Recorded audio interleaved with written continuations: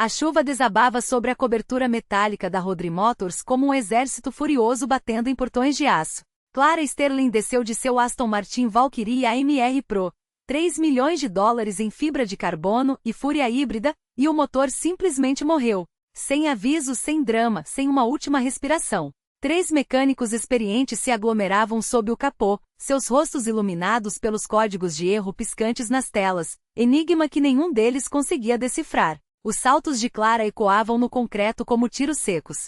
3 profissionais, ela disse, a voz tão gelada que poderia congelar o ar, e nenhum capaz de me dizer por que isso não liga. Das sombras, um homem avançou. Alto, quase 1,90 m, macacão manchado por anos de trabalho sujo. O dono da oficina tossiu apresentando. Ethan Miller. Começou hoje. Antes engenheiro aeroespacial. Clara percorreu com os olhos suas mãos calejadas, o rosto sereno. Ri. Não foi um riso amigável, nem sequer educado. Conserte. Se fizer esse motor funcionar, me caso com você. Trato feito. Os mecânicos riram, alguém assobiou. O sorriso de Clara era uma faca, afiado, sem calor. Ethan a encarou por 3 segundos. Depois apenas disse, trato feito. Lá fora a chuva engoliu o som de sua risada. Nenhum dos dois imaginava que aquela palavra selaria um futuro que nenhum dos dois buscava. Clara Sterling aprendeu a erguer muralhas antes de aprender a construir um império. Seu pai fundou a Sterling Logistics quando ela tinha 7 anos, uma teia de fretes, embarques e cadeias de suprimentos que se estendiam por 3 continentes. Aos 25, ela já carregava no currículo um MBA por Wharton e a fama de gênio inalcançável. Aos 27, casou-se com Daniel Rothschild, herdeiro de uma fortuna antiga o suficiente para comprar influência e abafar escândalos. O casamento estampou a capa da Forbes. O mundo dos negócios chamou de fusão celestial. 3 anos depois, o encontrou em seu próprio escritório, com a assistente dele sobre a mesa que herdara do avô. Não chorou, não gritou.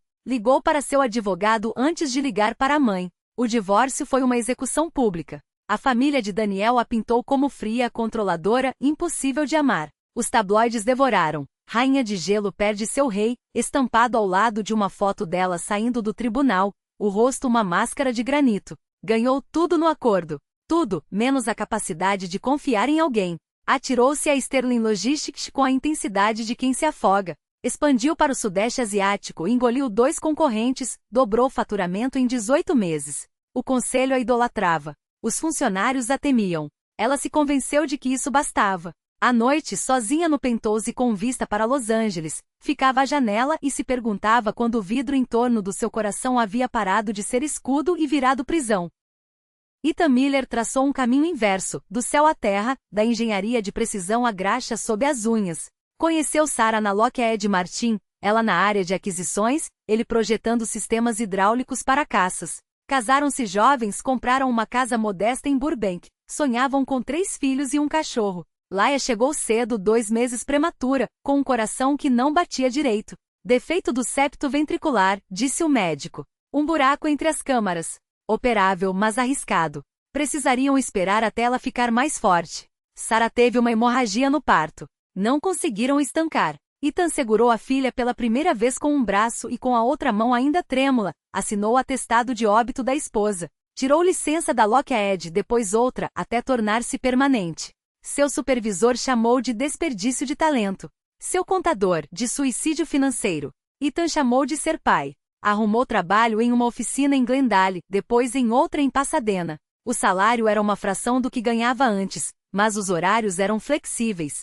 Quando os lábios de Laia ficavam azuis, quando sua respiração se tornava rasa, ele podia largar tudo e correr. Parou de sair, de namorar, de ser qualquer coisa além do pai de Laia.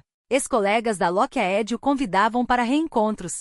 Ele nunca ia. Aquela vida pertencia a outro homem, um que ainda acreditava que o futuro podia ser projetado. Sua filha tinha 7 anos e já havia passado por 4 internações. Desenhava corações com asas. Toda noite perguntava se a mamãe a observava do céu. Ele sempre dizia que sim, embora tivesse parado de acreditar em tudo que não pudesse segurar. Viviam em um apartamento de 1 quarto em North Hollywood. Laia ficava com o quarto. Ele dormia em um futon na sala. As paredes eram tão finas que ouvia sua respiração durante a noite, o som que lhe dizia que ela ainda estava ali, ainda lutando, ainda sua. 2 universos, 2 pessoas, convencidas de que sua cota de felicidade havia se esgotado. Nenhum dos dois estava preparado para o que viria. A oficina esvaziou depois da meia-noite. Os mecânicos desistiram, balançando a cabeça para o Valkyrie como se fosse amaldiçoado. Clara foi embora de Uber, já reorganizando as reuniões do dia seguinte em torno daquele desastre. Ethan ficou. Não era por ela. Não era pelo emprego. Ficou porque o problema o irritava. Uma máquina de 3 milhões derrotada por algo simples, corrigível que todos haviam ignorado. Tirou a jaqueta, arregaçou as mangas. O compartimento do motor do Valkyrie era uma obra-prima, fibra de carbono, titânio, cada peça otimizada para performance e leveza. Lindamente complexo. Implacável com erros. Ignorou o computador de diagnóstico, os códigos piscantes na tela. Em vez disso, rastreou o sistema elétrico com as mãos, seguindo cada fio, checando cada conexão com os dedos tanto quanto com os olhos. 40 minutos depois encontrou. O fio terra da caixa de junção da SU estava conectado ao terminal positivo, não ao negativo. Um erro banal, provavelmente cometido na última revisão. Criava um loop de feedback que bagunçava o cérebro do carro, fazendo-o acreditar que o motor estava falhando quando nada estava errado. Alguém havia sido descuidado. Um fio, uma conexão, um segundo de distração. Consertou com uma chave de boca e 15 minutos de trabalho meticuloso. Reconectou o terra corretamente, verificou cada outra ligação do sistema. Depois fechou o capô, limpou as mãos em um pano e apertou o botão de ignição. O V12 rugiu potente perfeito, como se ressentido por ter sido silenciado. Ethan deixou o motor rodar por 5 minutos, ouvindo o ritmo, observando os diagnósticos se estabilizarem. Então desligou, guardou as ferramentas e saiu sem avisar ninguém. Não deixou recado, não pediu reconhecimento. O trabalho estava feito. Isso era suficiente. Quando Clara voltou na manhã seguinte, o Valkyrie ligou de primeira. Ela ficou parada, mão na porta, olhando para o painel como se ele a tivesse traído ao funcionar. Quem consertou? Clara perguntou, a voz mais seca do que pretendia. O dono da oficina lançou um olhar rápido para Ethan, que já estava mergulhado até os cotovelos no motor de um Honda Civic do outro lado da garagem. Um único movimento de cabeça quase imperceptível, como se negasse algo que nem tinha sido dito. Não tenho certeza, mentiu o homem, com a fluidez de quem já praticara essa resposta antes. Algum dos rapazes do turno da noite deve ter dado um jeito. Mas Clara já tinha encontrado Ethan com os olhos. Observou-o trabalhar por 30 segundos seguidos. A maneira como suas mãos se moviam precisas, sem hesitação, sem um gesto desperdiçado. Não era um homem performando para uma plateia. Era um homem que sabia exatamente o que fazia e não precisava da aprovação de ninguém para provar isso. Algo se deslocou dentro dela. Não era atração. Ainda não. Era reconhecimento. Aquele tipo de conexão silenciosa que surge quando você identifica alguém que opera pelas mesmas regras. Competência acima de tudo, resultado sobre reconhecimento, o trabalho importando mais do que o crédito. Ela saiu sem agradecer, sem sequer olhá-lo nos olhos. Mas passou a manhã inteira pensando nele. 3 dias depois, Clara inventou um motivo para voltar. Um ruído na coluna de direção, uma vibração nos freios, algo que fabricara no elevador, minutos antes de uma reunião do conselho. Uma desculpa tão frágil que a envergonhava. Estacionou na Rodri Motors pouco depois das 2 da tarde. O Valkyrie ronronava como se nunca tivesse estado doente. Encontrou Ethan no canto dos fundos da oficina, sentado em um balde virado. No colo, uma menina pequena dormia, a cabeça apoiada em seu peito. A mãozinha dela, fechada em punho, agarrava-se à camisa dele. Clara parou de andar. Quase parou de respirar. A garota mexeu-se, abriu os olhos, castanho escuro, enormes, sérios. Fitou Clara por um longo momento e então sorriu. Sonhei com você, disse, com uma voz que soava antiga demais para seus 7 anos. Você era uma princesa triste. As palavras atingiram Clara como um soco no estômago. Ela tivera um irmão. Tivera. Passado. Ele morrera aos 12 anos, vítima de um defeito cardíaco que ninguém detectara a tempo. Passará anos aperfeiçoando a arte de não pensar nele. A mão de Ethan era suave nas costas da filha. Esta é Laia, apresentou, sem se perturbar com a estranheza da situação. Ela tem uma imaginação grande e um coração maior ainda. Laia acrescentou séria. Grande demais. É o que os médicos dizem. Não funciona direito. A garganta de Clara fechou-se. Ela conseguiu balbuciar. O que há de errado? A voz de Ethan era calma. Factual. Como se aquelas palavras já tivessem sido ditas 1000 vezes, desgastando sulcos em sua boca. Defeito no septo ventricular. Nasceu com um buraco no coração. Estamos controlando. esperando ela ficar forte o suficiente para a cirurgia. Laia sentou-se de repente animada. Mas eu estou bem. Agora consigo correr por quase 1 minuto inteiro. Ano passado, só conseguia 30 segundos. Clara viu-se ajoelhando sem ter decidido fazê-lo. Olhou nos olhos daquela criança que media a vida em batidas cardíacas. Isso é impressionante. Meu pai diz que sou a pessoa mais forte que ele conhece. Laia sorriu, e Clara viu Ethan no formato daquele sorriso. A mesma confiança quieta. A mesma recusa em ser derrotado pelas circunstâncias.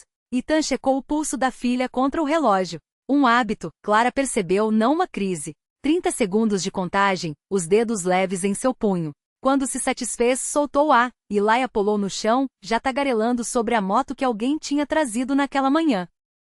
Clara levantou-se devagar. Passara 5 anos treinando-se para não sentir coisas. E aquela criança de 7 anos a abrirá em menos de 5 minutos. Seu carro está bem, disse Ethan. Não olhava para ela, observava Laia examinar um pneu com concentração séria. Nada de errado com a direção ou os freios. O rosto de Clara ardia. Pensei que você achasse que eu precisava de um motivo para voltar. Seus olhos encontraram os dela, e não havia dureza neles. Apenas a certeza de que ela não precisava.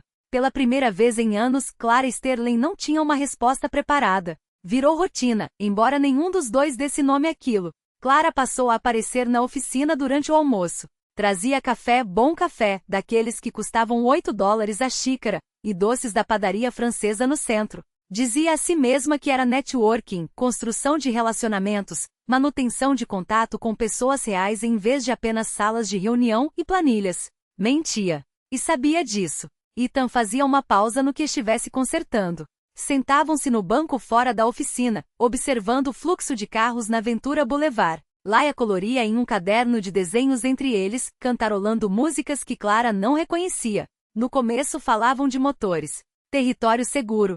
Clara sabia mais sobre maquinário do que a maioria das pessoas imaginava. Seu pai garantirá que ela entendesse cada engrenagem do negócio, incluindo os caminhões e navios que o faziam funcionar. Mas as conversas deslizavam para filmes que tinham visto, livros que tinham lido, as pequenas falhas estranhas de ser humano em uma cidade que exigia perfeição. Uma tarde, Clara perguntou: "Não te assusta criá-la sozinho?"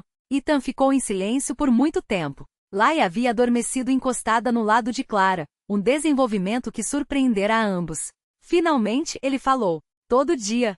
Mas ter medo e fazer mesmo assim, isso não é coragem. É só ser pai. Para mim, parece coragem." Ele sorriu, mas havia uma sombra de tristeza nos cantos da boca. Não dá para ser corajoso se não estiver apavorado primeiro. Era o que Sarah costumava dizer. Pela primeira vez ele mencionara a esposa. Clara não insistiu. Ficou ali, com aquela criança respirando suavemente contra suas costelas, esperando até que ele estivesse pronto para continuar. "Ela me fez prometer", disse, antes que Clara percebesse que ele falaria novamente. Jurou que daria uma boa vida para Laia. Não uma perfeita. Ela sabia que isso era impossível, mas uma boa. Cheia de amor, de segurança, de pessoas que se importam. Seu rosto fez algo complicado ao olhar para a filha. "Alguns dias não tenho certeza se estou conseguindo. Outros, acho que só estou mantendo ela viva até descobrir o que realmente deveria fazer." Clara ouviu-se dizer: "Pequenas coisas causam grandes falhas." Ethan franziu a testa. "Nunca falei isso."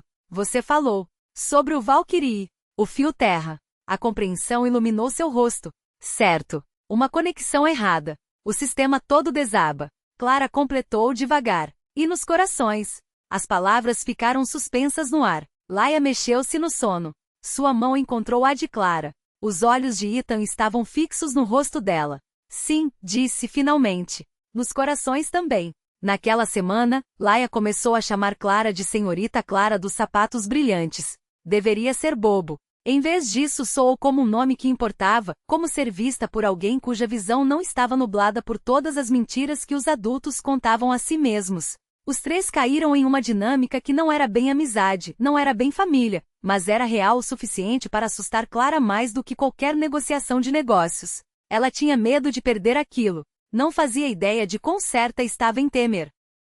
A imagem era uma faca cravada no peito de Clara. Não pela exposição. Ela já estava acostumada a ser dissecada em manchetes, mas pela forma como a câmera havia capturado algo que não era dela. Suas mãos, suspensas no ar como se tentassem segurar um momento que já escapava. A cabeça jogada para trás, a garganta exposta em uma risada que não cabia nos relatórios trimestrais. E Ethan olhando para ela. Não como um funcionário olha para a chefe, não como um estranho olha para uma celebridade, mas como um homem olha para uma mulher quando esquece que o mundo está assistindo. Às 18 horas, o clique de um fotógrafo oportunista. Às 20 horas, o incêndio.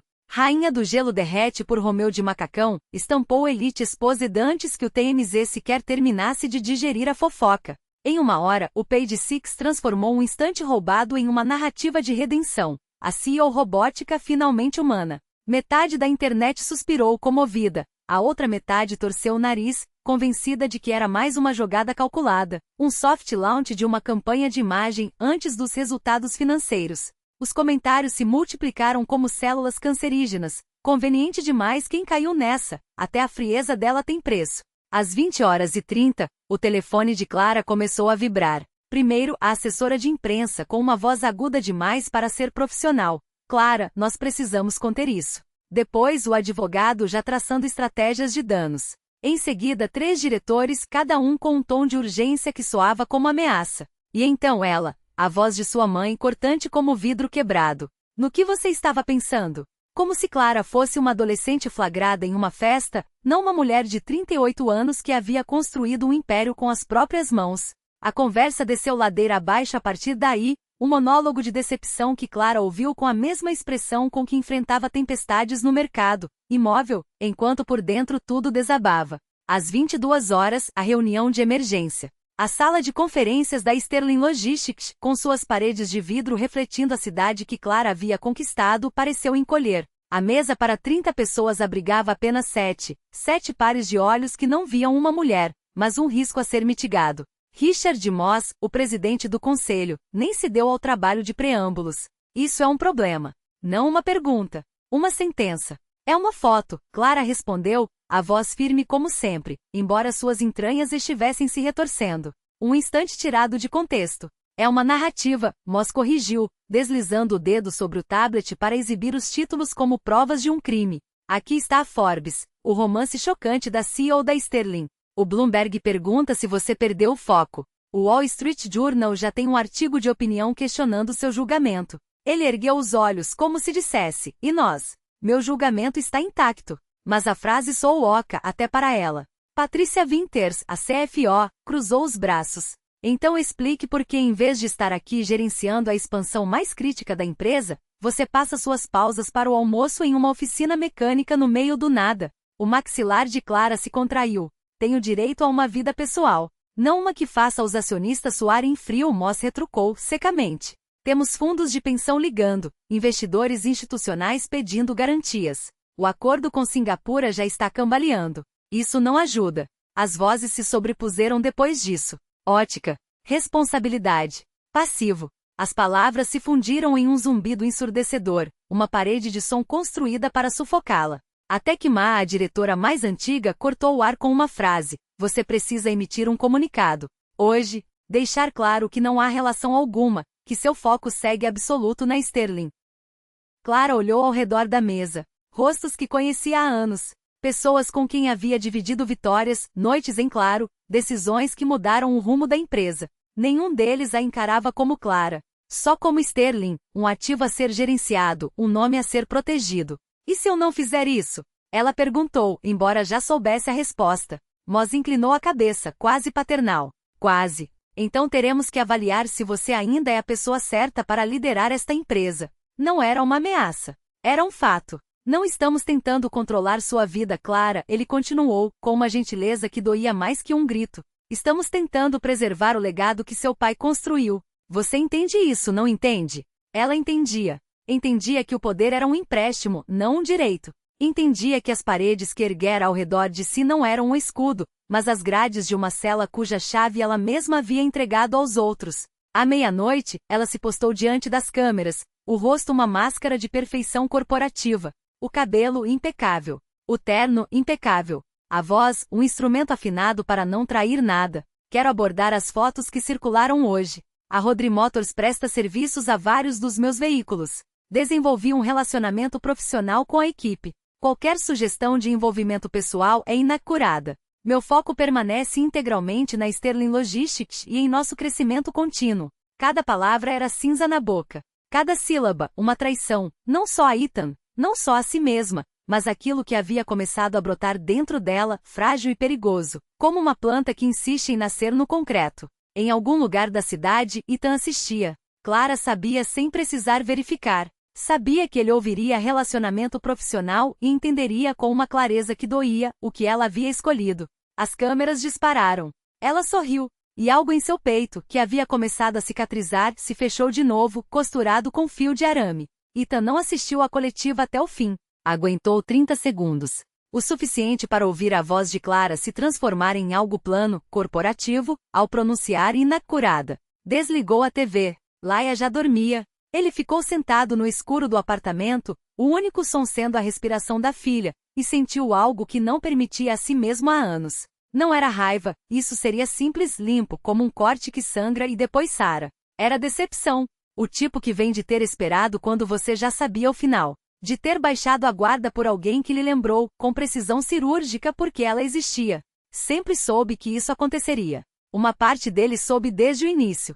Clara Sterling habitava um mundo de arranha-céus e decisões em comitê, onde até os erros eram calculados. Ele vivia em um apartamento com ar-condicionado que chiava, onde cada dólar era esticado até doer. A fábula em que esses mundos se encontravam e todos viviam felizes para sempre? Isso era para filmes. A vida real era mais suja, mais cruel, governada por regras que nenhum dos dois havia escrito, mas que ambos eram obrigados a seguir. Às 2 horas da manhã, abriu o laptop. Digitou uma carta de demissão. Manteve-a curta. Agradeço pela oportunidade. Meu último dia será sexta-feira. Enviou antes que a dúvida o paralisasse. Na quinta-feira chegou a Rodri Motors como se nada tivesse mudado. Consertou uma transmissão, alinhou os pneus da Lexus, explicou ao novato por que apertar demais o filtro de óleo era um erro que custaria caro. Suas mãos trabalhavam. Sua mente estava em outro lugar. Na sexta tarde, esvaziou seu canto na oficina. Não havia muito, algumas ferramentas que trazia de casa, uma garrafa térmica, um desenho que Laia fizera deles dois ao lado de um carro de corrida. Guardou tudo em uma caixa de papelão. O dono o encontrou por volta das 16 horas. Tem certeza disso? Tenho. Ele não mencionou que Clara não aparecia desde terça. Não mencionou que não esperava que ela aparecesse. Só está na hora de seguir em frente. Era uma mentira, mas uma mentira gentil. O dono deu um tapinha em seu ombro e não insistiu. Ethan dirigiu para casa em sua Tacoma de 13 anos, Laia cantando no banco de trás, alheia a tudo. Ela pediu sorvete. Ele disse que sim, embora não estivesse no orçamento. Alguns dias pediam sorvete mais do que pediam responsabilidade financeira. Naquela noite, ao colocá-la na cama, Laia perguntou: "A senhorita Clara vai voltar?" O coração dele rachou. "Acho que não, querida.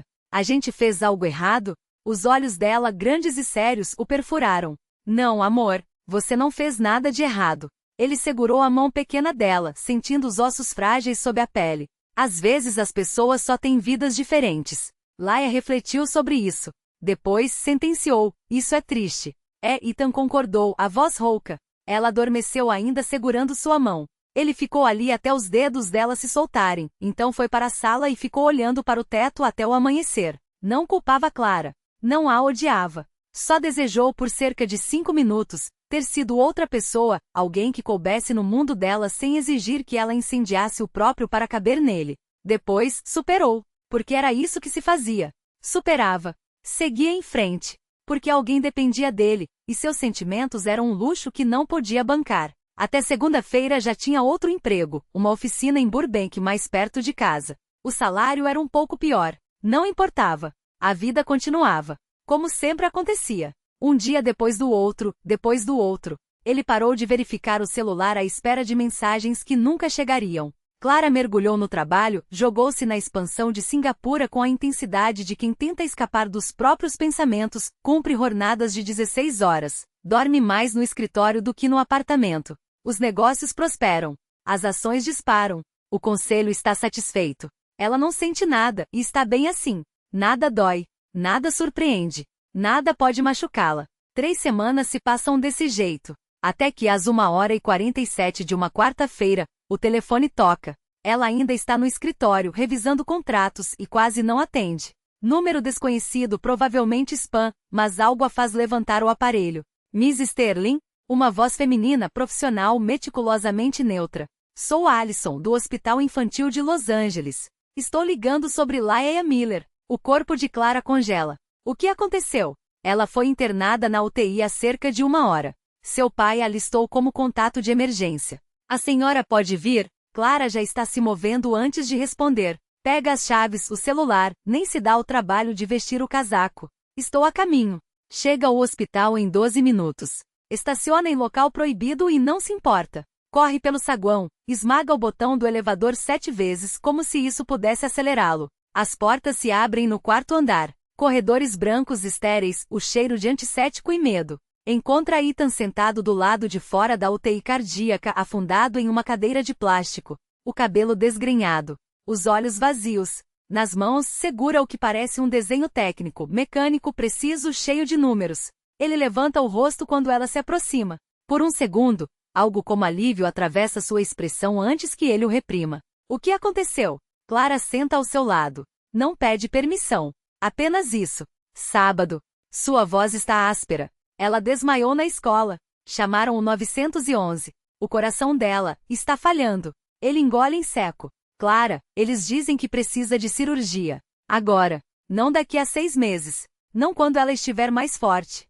Agora. O cérebro de Clara entra no modo que melhor conhece. Solução de problemas, ação, resultados. O que eles precisam? Um milagre? Ele ri, mas o som é quebrado. Ou $200 mil que eu não tenho. A cirurgia não é totalmente coberta pelo seguro. Eles vão fazer de qualquer jeito, mas vou passar o resto da vida pagando. E isso se tudo der certo. Clara puxa o celular. O que você está fazendo? Ligando para o melhor cirurgião cardíaco pediátrico da Califórnia. Ele me deve um favor. Clot, não. Ela o encara, a voz firme. Não me diga para não ajudar. Não me diga que é demais. Tenho dinheiro parado em contas fazendo mais dinheiro. Deixe-me usar isso para algo que realmente importa. Os olhos de Ethan brilham. Ela percebe que ele está prestes a chorar. Assim como ela. Sinto muito, ele murmura. Por ter ido embora. Por não ter ligado. Achei que, sei o que você pensou. Sua mão encontra a dele. Você achou que eu os escolhi em vez de você. E escolhi. Porque estava com medo. Mas não sou mais aquela mulher. Não quero ser. Ele aperta sua mão. O que você quer? Isso. Ela faz um gesto em direção ao corredor horrível, a sala de espera que cheira a desespero. A coisa real, assustadora, bagunçada. Seja lá como for. Antes que ele possa responder, um médico aparece. Ambos se levantam. Senhor Miller, já podemos levar a Laia para a cirurgia. Ethan assente, segue o médico até uma janela que dá para a UTI. Clara vai com ele. Através do vidro, vem Laia, pequena no vestido de hospital, cercada por máquinas, mas acordada. Quando vê o pai, acena. Um gesto pequeno, corajoso, que os destrói. Ethan pressiona a mão contra o vidro. Laia faz o mesmo do outro lado. Clara coloca a mão sobre a de Ethan, e eles ficam ali, 3 mãos sobrepostas, enquanto as máquinas bipam e as luzes fluorescentes zumbem, e tudo que importa no mundo cabe naquele instante. A cirurgia dura 6 horas. Clara faz ligações, organiza para que o Dr. Raymond Shen, o melhor da área, consulte o caso, autoriza o pagamento do que for necessário. Aciona contatos no conselho do hospital. Ethan, apenas sábado. Às vezes, olha para aquele desenho. Clara finalmente entende. É o projeto de uma válvula cardíaca mecânica, algo que ele esboçou como plano B. Como se pudesse engenhar uma solução para salvar a filha sozinho. Nenhum dos dois sai do lugar. Nenhum dos dois come. Apenas existem naquela sala de espera, onde o tempo se estica e se comprime da maneira estranha que tem quando o medo domina. Às 7h42 da manhã, o Dr. Shen atravessa as portas duplas. Tira a touca cirúrgica, e seu rosto não revela nada, até que sorri. A cirurgia foi um sucesso. Consertamos o defeito e reforçamos o tecido ao redor. Sem complicações, Laia deve se recuperar completamente. Ethan emite um som que Clara nunca ouviu antes. Alívio, dor e alegria comprimidos em um único suspiro. Ele se curva, mãos nos joelhos, os ombros tremem. As lágrimas de Clara chegam rápidas, quentes. Coloca a mão nas costas dele, sente-o tremer, e se permite tremer também. Vocês podem vê-la em cerca de 1 hora, diz o médico, profissional até o fim. Ela estará sonolenta, mas saberá que estão aí. Quando o médico sai, Clara e Ethan voltam a sentar. Ele se vira para ela, o rosto molhado, e não tenta esconder. Obrigado, ele diz. Não sei como. Não precisa. Preciso. Você salvou a vida dela. Salvou a minha primeiro. Clara responde. Você fez isso tão silenciosamente. Quase não percebi. Ele ri, então começa a chorar de novo. Ela também. Ficam ali, naquela sala de espera, chorando como pessoas que tinham esquecido como. E é a coisa mais honesta que qualquer um dos dois faz em anos. Finalmente Clara diz. Não quero voltar para aquela vida. As reuniões de conselho, as aparências, fingir que não sou humana. O que você quer? Ela olha para ele, aquele homem que consertou seu carro e seu coração com as mesmas mãos pacientes. Quero consertar coisas de verdade. Coisas reais. Com você. Ethan fica quieto por um momento. Então sorri. É o primeiro sorriso verdadeiro que ela vê nele em semanas. Então vamos consertar o que está quebrado, ele diz. Juntos. Pela janela, o sol nasce sobre Los Angeles, rosa e dourado, cheio de promessas improváveis. Clara observa subir e sente algo no peito, fechado há anos, finalmente se abrir com cuidado. Às 8h30, entram para ver Laia. Ela está pálida, mas acordada, com tubos nos braços e monitores acompanhando os batimentos. Quando os vê sorri. Eles me consertaram? Pergunta, a voz pequena. Ethan pega sua mão. Sim, docinho. Você vai ficar bem. Laia olha para Clara. Você vai ficar? Clara sente o peso do olhar de Ethan. O peso da escolha. O jeito como isso vai redefinir tudo. Vou, ela diz. Vou ficar. O sorriso de Laia cresce. Então, ela fecha os olhos e volta a dormir, o coração. O monitor ao lado registrava, firme e forte, cada batimento. Clara e Ethan permaneceram lado a lado junto à cama, observando o ritmo suave da respiração de Laia. Nenhum dos dois precisou dizer em voz alta o que ambos sabiam. Aquilo não era apenas um recomeço. Era o nascimento de algo que ainda não tinham palavras para definir, mas que os três, cada um a seu modo, precisavam com uma urgência que doía. 6 meses depois, as manchetes mudaram. Ex-CEO da Sterling abre oficina comunitária para dar segunda chance a quem o sistema abandonou. Clara havia entregado sua renúncia em março. O conselho tentou retê-la com aumentos, benefícios, promessas de flexibilidade. Ela agradeceu, assinou os papéis e saiu sem olhar para trás. Não havia mais nada ali que valesse o preço de sua alma. Agora, no lugar de salões corporativos com ar-condicionado preciso e reuniões intermináveis, ela dividia um galpão em Nishla com Ethan, o Phoenix Garage, nome sugerido por Laia depois que a menina desenhou um pássaro surgindo de um emaranhado de peças de motor e disse, com a sabedoria despretensiosa das crianças, como você e o papai. A ideia era simples, ensinar mecânica para quem precisava de uma oportunidade. Ex-presidiários com antecedentes que os impediam de conseguir emprego. Mães solteiras que mal conseguiam pagar o aluguel. Jovens que haviam abandonado a escola porque ninguém jamais os fez acreditar que podiam aprender. Qualquer pessoa disposta a suar a camisa e provar que merecia uma chance. Clara cuidava da parte que sempre dominara, só que desta vez com propósito. Captava recursos, fechava parcerias, escrevia projetos para editais.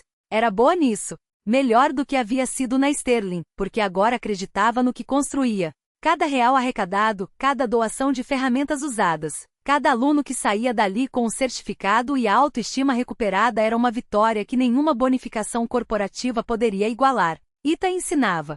E era aquele tipo de professor, o que não ri do seu erro, o que repete a explicação quantas vezes forem necessárias, o que faz você se sentir capaz mesmo quando a peça não encaixa na primeira tentativa. Alunos que haviam sido reprovados por escolas, empregadores e até pelas próprias famílias descobriam, sob sua orientação, que podiam consertar coisas, que podiam ser consertados. Laia, é claro, era a alma do lugar. Recuperada da cirurgia, corria pelos corredores da oficina sem perder o fôlego, mostrava a cicatriz no peito como um troféu e contava, para quem quisesse ouvir, a história de corações que não funcionavam direito mas continuavam batendo. Igual os carros aqui dizia, apontando para um motor desmontado. Às vezes quebram, mas dá para arrumar. As paredes eram de um cinza industrial, manchas de óleo no chão resistiam a qualquer tentativa de limpeza. Acima da bancada principal, uma placa de metal soldada à mão anunciava em letras grossas, conserte motores, conserte vidas.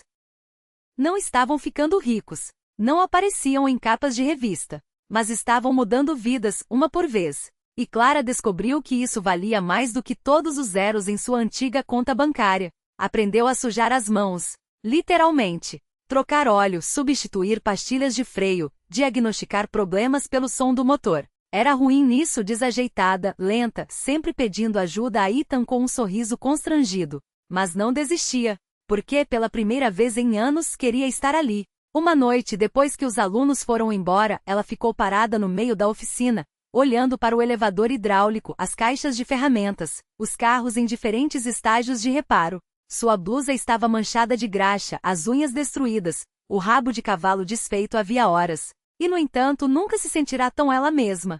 Ethan a encontrou assim, imóvel entre as sombras dos equipamentos. Laia já dormia no sofá de brechó que haviam colocado no escritório, enrolada em um cobertor com estampa de carros de corrida. Tudo bem? Perguntou ele, baixo. Tudo. Ela sorriu. Estou bem. Ele se aproximou, e ela se encostou nele, sentindo o peso seguro de seus braços em volta dos ombros. Ficaram assim por um tempo, observando a poeira dançar na luz amarelada das lâmpadas, ouvindo o rumor distante do trânsito na Sunset Boulevard. Obrigada, murmurou Clara depois de um longo silêncio, por me deixar fazer parte disso. Ethan apertou mais forte. Você é isso. Não existiria sem você. A gente se equilibra, completou ela, como se estivesse descobrindo a palavra certa naquele exato momento. A gente se equilibra, repetiu ele, e não era romântico no sentido clichê. Não havia declarações grandiosas nem juramentos. Era apenas a constatação tranquila de duas pessoas que haviam construído algo juntas, algo mais forte que paixão, mais duradouro que romance. Um amor que vestia macacão, cumpre o que promete e não tem medo de sujar as mãos. No aniversário de 1 ano do Fênix Garage, um sábado ensolarado, eles fizeram uma festa. Alunos atuais e antigos, doadores, comerciantes locais que os haviam apoiado desde o início. Alguém trouxe um bolo. Outro, mais um bolo. Laia usava um vestido coberto de lantejoulas e contava, para quem parasse para ouvir, a história de como quase morrera, mas não morreu. Clara ficou na frente do grupo, segurando algo pequeno e metálico entre os dedos. Havia temido esse momento a semana toda, mas agora, diante daqueles rostos, sentia uma calma inesperada. Há 1 ano começou, e a voz dela fez o barulho diminuir. Eu estava em outra oficina e disse algo cruel. Uma pausa. Eu disse: conserte este motor e eu me caso com você. Trato feito. Alguns riram. Outros apenas escutaram, atentos. Eu estava menosprezando alguém que achava estar abaixo de mim. Alguém que eu não conhecia, não valorizava, não entendia. Ergueu o objeto. Uma vela de ignição do Aston Martin Valkyrie, a mesma que Ethan trocara naquela noite. Isto é daquele motor. Do que eu pensei que ninguém poderia consertar. Seus olhos encontraram os de Ethan, que estava ao lado com Laia nos ombros. A menina balançava as pernas, pressentindo que algo importante estava prestes a acontecer. Ele não consertou só meu carro, disse Clara, a voz firme. Ele me consertou. Me lembrou o que significa construir algo com as próprias mãos. Aparecer para as pessoas. Amar sem contratos, sem cláusulas, sem escape. Caminhou até ele. Laia riu, antecipando. Clara tirou do bolso um anel, prata simples, desenhado por uma aluna de ourivesaria da escola técnica, com o formato de uma engrenagem. Nada parecido com o diamante exagerado que usará em seu primeiro casamento. Você consertou o meu também, disse Ethan, baixo, e ela percebeu que ele também planejara aquilo, porque tirou de seu próprio bolso um anel igual, só um pouco maior. Trocaram as alianças ali mesmo, diante de todos. Sem padre, sem papelada, sem cerimônia. Apenas dois adultos que haviam aprendido da maneira mais difícil que as coisas mais valiosas da vida não são limpas, nem fáceis, nem perfeitas. Mas valem a pena estar presentes por elas, todos os dias. Laia aplaudiu, eufórica. A multidão explodiu em vivas. Alguém aumentou o volume da música, e a festa ganhou vida própria, mais alta, mais alegre, mais viva. Mais tarde, quando quase todos tinham ido embora, Clara, Ethan e Laia ficaram sozinhos no galpão vazio. Acima deles, um banner improvisado dizia: consertado com amor, Clara, Ethan e Laia. A menina segurou as mãos dos dois, olhando de um para outro. Agora a gente é uma família de verdade? Ethan sorriu. A gente já era família há tempo. Só estamos oficializando. Bom, respondeu Laia com a lógica inquestionável de uma criança de 7 anos. E então, num giro abrupto de assunto, a gente pode ter um cachorro? Clara e Ethan se entreolharam. Depois de tudo, o coração partido, a cirurgia, a reconstrução, era aquela pergunta que os fez rir. Talvez, disse Clara, cautelosa. Com certeza, contradiu Ethan. Trancaram a oficina juntos, apagaram as luzes e saíram para a noite quente de Los Angeles. A placa de neon acima da porta, uma fênix surgindo de um monte de engrenagens, pintava o chão de vermelho e laranja. Atrás deles, motores esperavam reparos. Vidas esperavam ser reconstruídas. Amanhã traria novos desafios, novas pessoas precisando de segunda chance. Mas naquela noite, eram apenas 3 almas que se haviam encontrado nos escombros e decidido que coisas quebradas podiam ser lindas, desde que alguém estivesse disposto a trabalhar nelas. Dirigiram para casa no caminhão de Ethan, Laia dormindo entre eles, a mão de Clara apoiada no joelho dele. E tudo o que importava cabia perfeitamente naquele momento, imperfeito, difícil e finalmente absolutamente deles.